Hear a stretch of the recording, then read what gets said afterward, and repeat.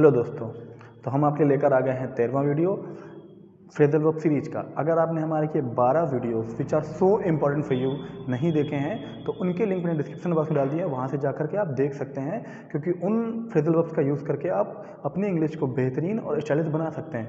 तो मेरा नाम है Vikas, welcome to the YouTube channel of Lakshanam English academy. So शुरू करते हैं अपना 13वां वीडियो फ्रेजल वर्ब सीरीज का। तो हमारे पास जो आज सबसे पहली फ्रेजल वर्ब है that is turn down. Turn down, turn down का मतलब होता है किसी विद्युत उपकरण की आवाज कम करना। किसी विद्युत उपकरण की आवाज कम करना। विद्युत उपकरण से मेरा सेंस है TVs, radios and all that. तो उन सब चीज़ों की अगर हम आवाज़ कम कर सकते हैं तो उनके लिए हम यूज़ करते हैं टर्न डाउन। चलिए हमारे पास एक एग्जांपल है, उस एग्जांपल को हम देख लेते हैं। Please turn down the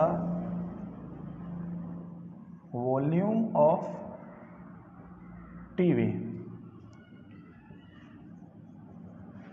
because I am studying. That means हमारा एग्जाम्पल है please turn down the volume of TV, मतलब टीवी की आवाज़ को कम कर दो बिकॉज क्योंकि मैं पढ़ रहा हूँ।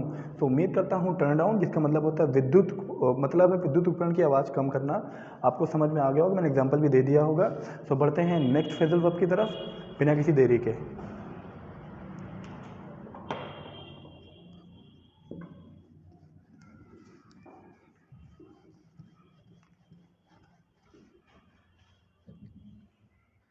तो हमारा जो अगला फ्रेजल वर्ब है वो भी मोस्टली विद्युत उपकरणों के लिए ही यूज़ किया जाता है। तो हमारा जो अगला फ्रेजल वर्ब है that is turn off. Turn off, turn off का मतलब होता है किसी विद्युत उपकरण को बंद करना। हमने पहले वाले फ्रेजल वर्ब में देखा कि हम कैसे किसी विद्युत उपकरण की आवाज़ कम करने के लिए अंग्रेजी का यूज़ कर सकते हैं।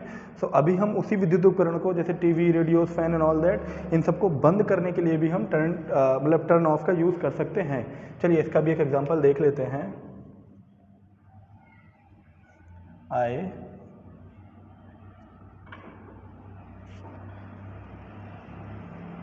forgot to turn the radio off last night।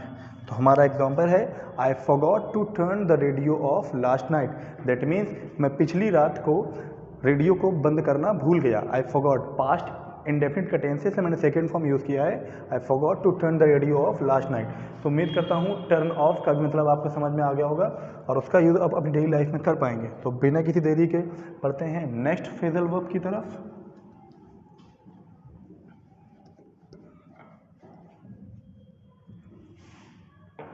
तो हमारा जो नेक्स्ट फ्रेजल वर्ब है which is so important for your daily life, आप अपनी इंग्लिश में इसको यूज़ करके आप अपनी इंग्लिश को बेहतरीन बना सकते हैं। तो हमारा अगला फ्रेजल वर्ब है think back.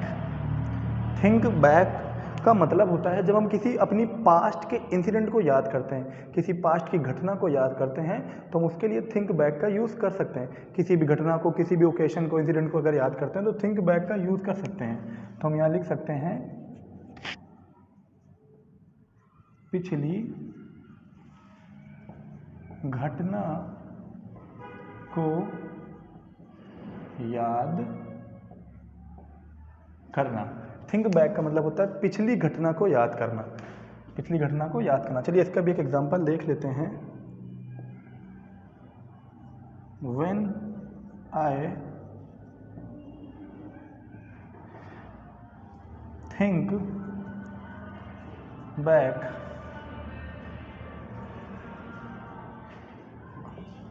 about my last meeting with Mohan, I still get